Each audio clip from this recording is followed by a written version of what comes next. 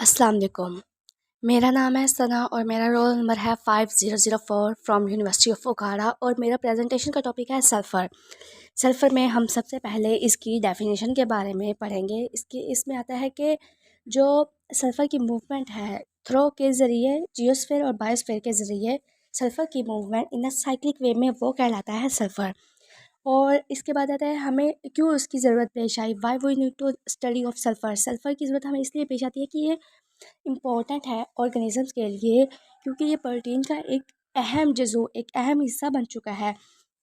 और ये जो सल्फ़र है ये बारिश के तेज़ाबियात के अहम फैसला कुंज हैं, जैसा कि ये पानी की सतह पर पाए जाते हैं।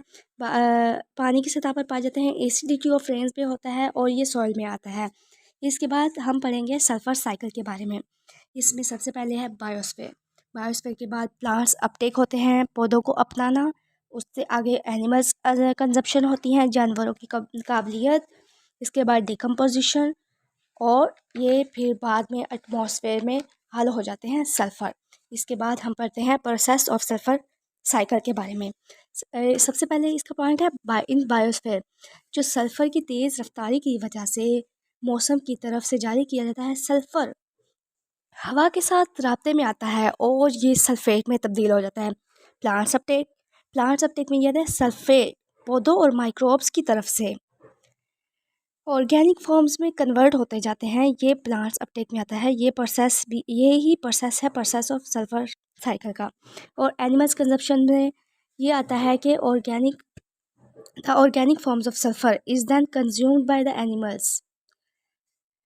फिर कंज्यूम्ड होते हैं जानवरों में। और इसके बाद हम लोग पढ़ते हैं डिकम्पोजिशन के बारे में। जब जानवर मर जाते हैं तो फिर जो सल्फ़र रिलीज़ होता है डिकम्पोजिशन के ज़रिए, वो डिकम्पोजिशन में आता है और कुछ माइक्रोब्स के अंदर दाखिल होते हैं। और एटमॉस्फेयर में है कि नेचुरल प्रोसेसेस है यहाँ पे जो कि सल्फर्स को डायरेक्टली रिलीज़ करते हैं एटमॉस्फेयर में, जैसा कि लाइक वोल्केनिक एरप्शंस, आतिश फ़िशा में ख़राबी, फॉसिल फ्यूल कंबशन एंड ईंधन का जलना। और उसके बाद हम पढ़ते हैं इंट्रोडक्शन बेसिक्स में। How sulphur cycle regulate itself around earth. Living things require sulphur in order to make proteins. क्योंकि प्रोटीन बनाने के लिए ज़िंदा चीज़ों की ज़रूरत है।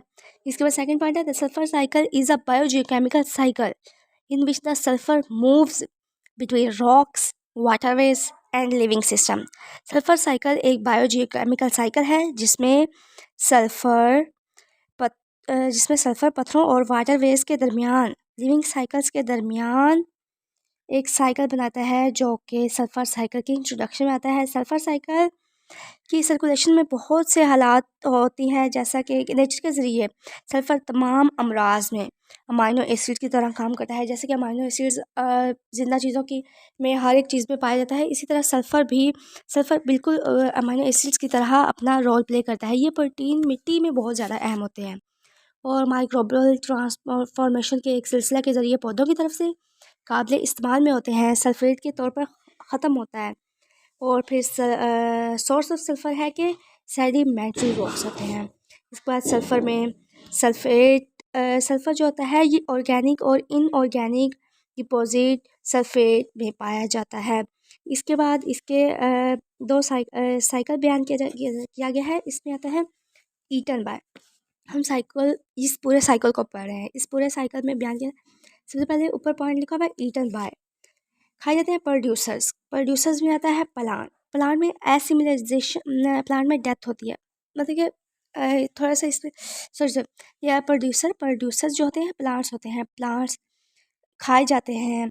इन्हें ये मिट्टी पर भी होते हैं, फॉसिल फ्यूल्स रॉक्स जब ये मतलब कि खाए जाते हैं जी बिल्कुल ख़त्म हो जाते हैं प्लांट्स, तो ये मिट्टी में बिल्कुल हल हो जाते हैं, फॉसिल फ्यूल बन जाता है।